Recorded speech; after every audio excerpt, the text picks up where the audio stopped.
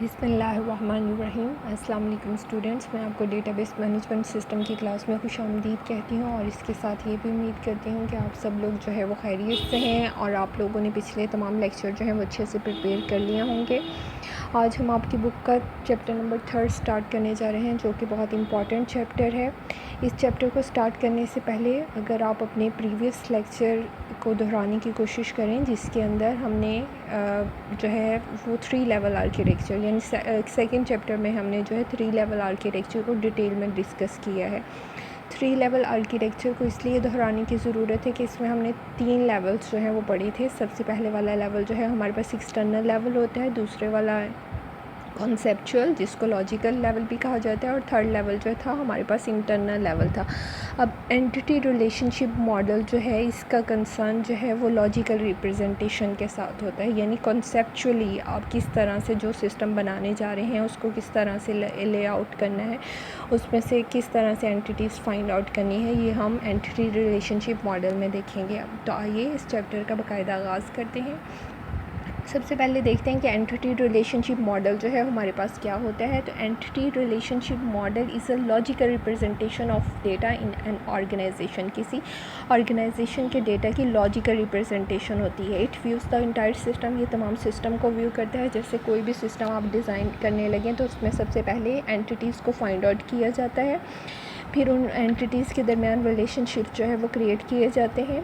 Then उसके बाद हम अपना जो है नेक्स्ट स्टेप होता है स्ट्रक्चर जो है वो कंप्यूटर पे फिर उसको करते हैं। सबसे पहले उसकी ग्राफिकल रिप्रेजेंटेशन होती है। तो एंटिटी रिलेशनशिप मॉडल जो है वो हमारा कोई भी सिस्टम जब आप डिज़ाइन करने जाते हैं तो सबसे पहले उसकी ग्राफिकल रिप्रेजेंटेशन जो है यानी उस सिस्टम की एंटिटीज़ को फाइंड आउट किया जाता है, उनके रिलेशनशिप डिसाइड किए जाते हैं। उसके बाद जो है उसका स्ट्रक्चर, उसकी इम्प्लीमेंटेशन होती है। तो एंटिटी रिलेशनशिप मॉडल जो है इस हवाले से बहुत अहमियत का हामिल है, क्योंकि इसके ज़रिए हम जो है वो स्केच बनाते हैं कि किस तरह से एंटिटीज़ जो हैं आपस में रिलेट करेंगी, कौन कौन सी एंटिटीज़ होंगी सिस्टम के अंदर।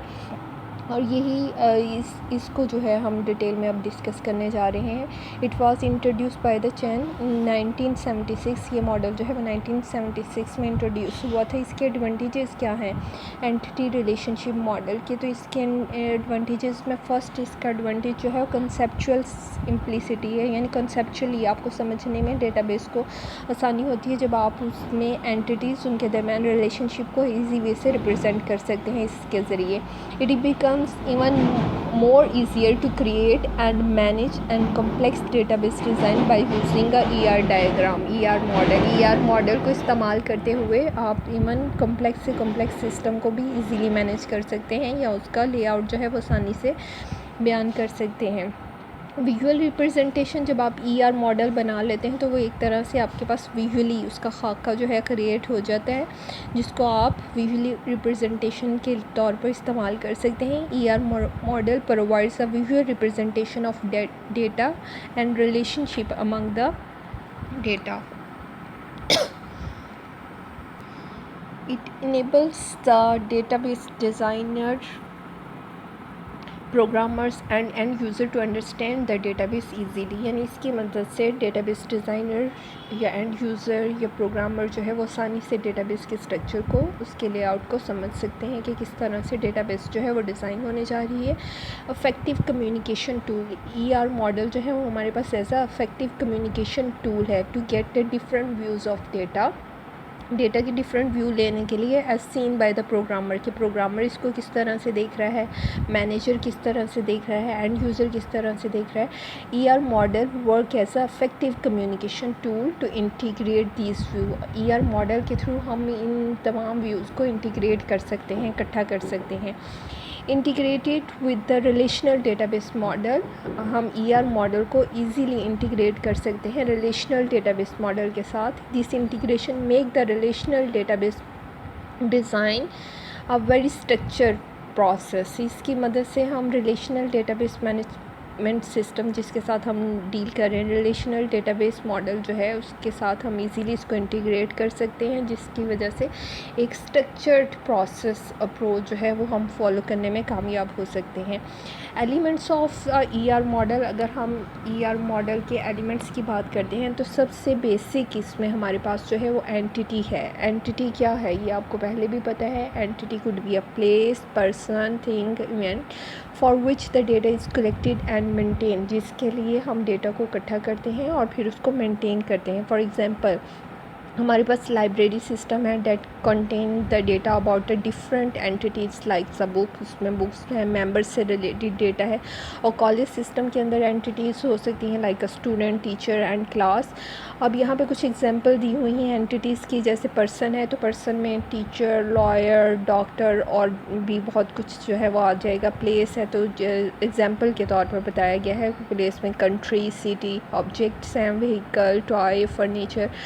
इवेंट है परचेज़ का हो गया, एडमिशन का हो गया, रजिस्ट्रेशन का हो गया। इसके अलावा भी बहुत से हो सकते हैं, लेकिन ये जस्ट आपको समझाने के लिए एग्जांपल दी हुई है। कॉन्सेप्ट है तो लाइक अकाउंट, प्रोग्रामिंग। तो एंटिटीज़ जो है वो हमारी किसी भी फॉर्म में हो सकती है, person, place, object, event, concept, किसी भी फॉर्म में हमारे पास एंटिटीज़ जो है वो हो सकती हैं। नेक्स्ट हमारे पास एंटिटी टाइप है। एंटिटी टाइप क्या है?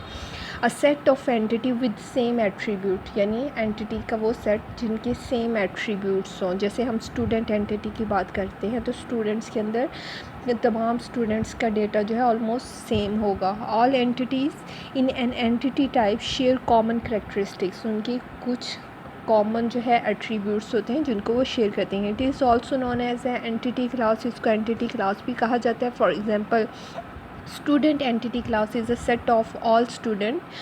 Similarly book entity type is a collection of all books. Student entity type है तो उसमें तमाम students का data होगा। book entity type है तो उसमें तमाम books से related data जो है वो होगा। अब entity instance क्या होता है? अब member of entity class, entity class का एक member जो है वो उसका instance कहलाता है। It's also known as a entity instance, उसको member को हम entity instance भी कहते हैं।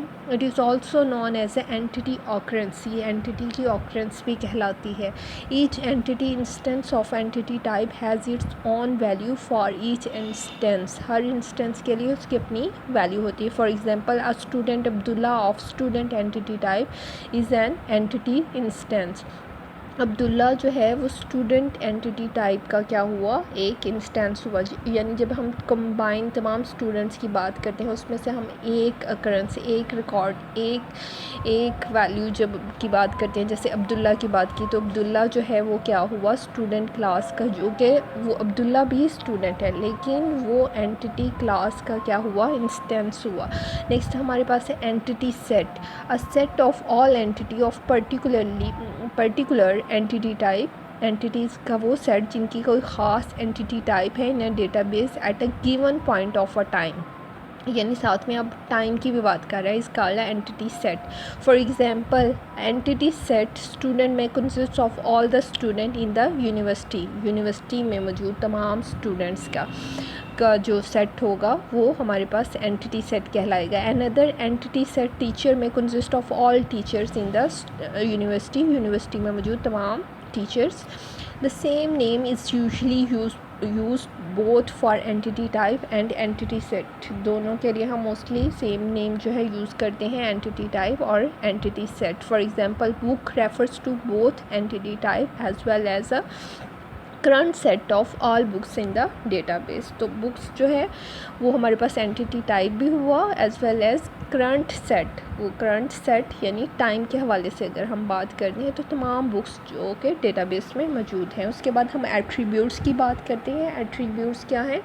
एंटिटी की करेक्टरिस्टिक्स, यानी जब हम एंटिटी से एक सिस्टम बनाने जाते हैं तो हम सिस्टम में सबसे पहले एंटिटीज़ को डिफ़ाइन करते हैं, उसके बाद उन एंटिटीज़ की करेक्टरिस्टिक्स को लिस्ट आउट करते हैं कि इस एंटिटी की क्या क्या करेक्टरिस्टिक्स होंगी। वो करेक्टरिस्टिक्स जो हैं वो उसके एट्रीब्यूट कहलाते हैं। The characteristics of an entities are called the attribute or property. For example, name, address, class, email of students are his attribute. All instances of a particular entity class have a same attribute. जो एक entity class होगी उसके same ही attribute होंगे, हमने पीछे भी पढ़ा है. For example, all student of a student entity class have the attribute of name, address, class and email. के तमाम students के जाहिर सी बात है name हो गई, class हो गई, उनका email address होगा. Attribute domain क्या है? An attribute domain is the set of possible values for an attribute. एक attribute के लिए possible जो values हैं. All attribute have domains. तमाम attribute की domain होती है. The domain consists of a range of value or some discrete value. इसमें range of value भी हो सकती है, discrete value भी हो सकती है. For example, the domain for grade point average can be, अगर हमने ग्रेड पॉइंट एवरेज निकालना है, GPA निकालना है, तो उसकी रेंज 0 से 4 तक होगी. Similarly the domain for the gender attribute can be either male और फीमेल, यानी हर एट्रीब्यूट की कोई ख़ास डोमेन होगी.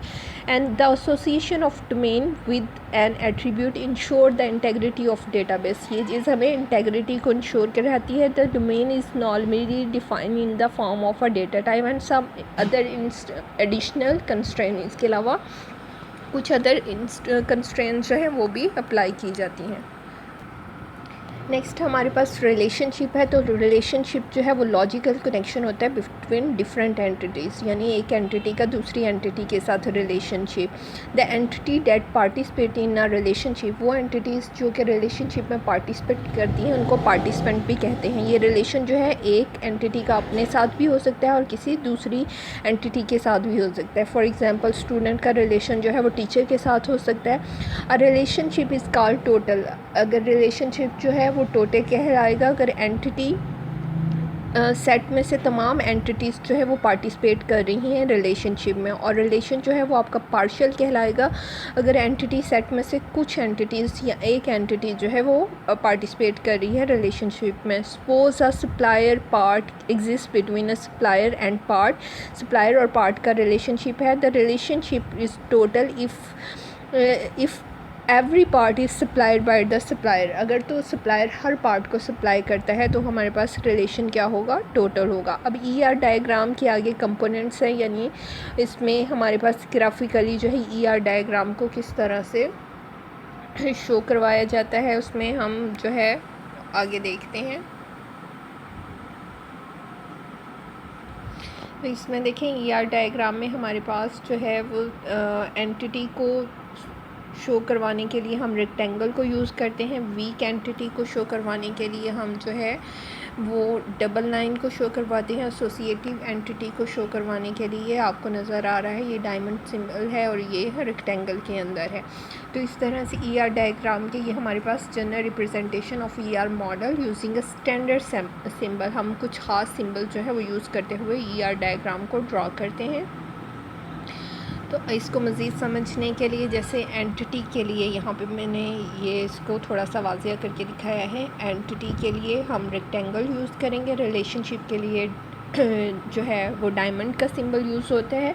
एट्रीब्यूट के लिए हम जो है ये ओवल शेप यूज़ करते हैं. जब भी आप ER डायग्राम को बनाने जाएंगे तो आप इन स्टैंडर्ड्स को, इन सिंबल्स को जो है फॉलो अप करेंगे. नेक्स्ट जो है एलिमेंट्स ऑफ ER डायग्राम में मज़ीद इसके एट्रीब्यूट्स जो हैं वो इसके जो है हिस्से मैंने दिखाए हैं कि इसके किस तरह सिंबल्स जो हैं वो शो करवाए हैं कि किस तरह से हम इनको रिप्रेजेंट करते हैं सिम्बॉलिकली.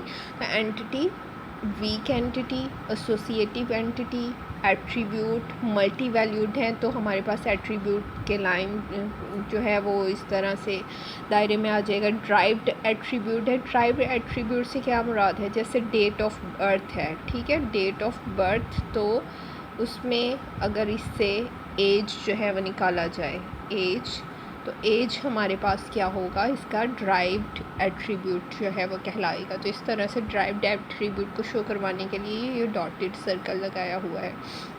उसके बाद हमारे पास जो है रिलेशनशिप को मैंने पहले बताया था डायमंड से शो करवाते हैं.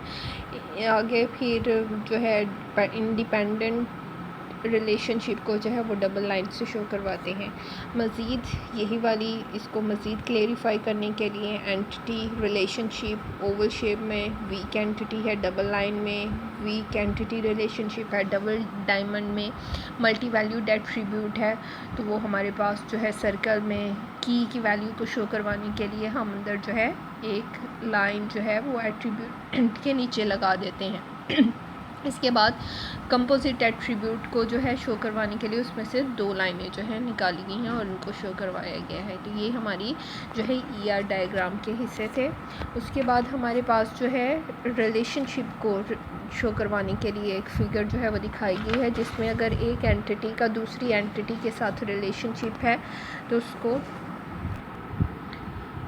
यहाँ पे अगर आप देखें तो ये यूनिटी रिलेशनशिप को शो करवाने के लिए यहाँ पे हमारे पास जो है ये एक एंटिटी का अपने साथ रिलेशनशिप है, एक एंटिटी का दूसरी एंटिटी के साथ रिलेशनशिप यहाँ से शो करवाया। टर्नरी रिलेशनशिप यानी 3 एंटिटी के दरमियान रिलेशनशिप है तो ये टर्नरी रिलेशनशिप की डायग्राम जो है उसके ज़रिए इसको शो करवाया गया है। नेक्स्ट हम देखते हैं तो ये हमारे पास जो है ये कार्डिनैलिटीज़ रिलेशनशिप कार्डिनैलिटीज़ को शो करवाया गया है। ये आप मज़ीद आगे डिटेल में पढ़ेंगे, लेकिन यहाँ पे मैं आपको बताती चलूँ ये रिलेशनशिप जो है रिलेशनशिप का सिंबल है डायमंड का और मैंडेटरी 1 का, मैंडेटरी के लिए एक स्ट्रोक, 1 के लिए दूसरा स्ट्रोक, यानी ये डबल लाइन जो है यहाँ पे ये स्ट्रोक किसको बोल रही हूँ मैं, एक लाइन वर्टिकल और दूसरी एक मैंडेटरी के लिए है और दूसरी जो है 1 के लिए यहाँ पे शो करवाई गई है। उसके बाद अगर देखें तो मैंडेटरी मैनी है तो मैंडेटरी के लिए एक सिंगल लाइन और मैनी के लिए ये क्रॉफुट जो है शो करवाया गया। ऑप्शनल 1 के लिए O का साइन और 1 के लिए ये स्ट्रोक लगाया गया है। ऑप्शनल मैनी के लिए O और मैनी के लिए यहाँ पे क्रॉफुट का साइन जो है वो लगाया गया है। ये आप आगे अपनी जो है वो यूज़ करेंगे मज़ीद इनको जब आप ER डायग्राम जो है बनाएंगे और इनके अंदर हम कार्डिनैलिटी को डिग्री को जो है मज़ीद डिस्कस करेंगे। यहाँ पे जस्ट ये आपको सिंबल्स बताए गए हैं, इसलिए मैं ज़्यादा इसकी एलेब्रेशन में नहीं जाती, ज़्यादा आपको एलेब्रेट नहीं करती, बिकॉज़ ये आपका लेक्चर जो था आज का इतना सिंबल्स पर था और ER मॉडल के बारे में था कि ER मॉडल हमारे पास होता क्या है, उसके कंपोनेंट्स जो थे उनको हमने डिटेल में डिस्कस कर दिया। अगर आप लोगों का इससे रिलेटेड कोई क्वेश्चन है, कोई क्यूरीज है तो आप लोग मुझसे पूछ सकते हैं। नेक्स्ट लेक्चर के लिए अल्लाह हाफिज़।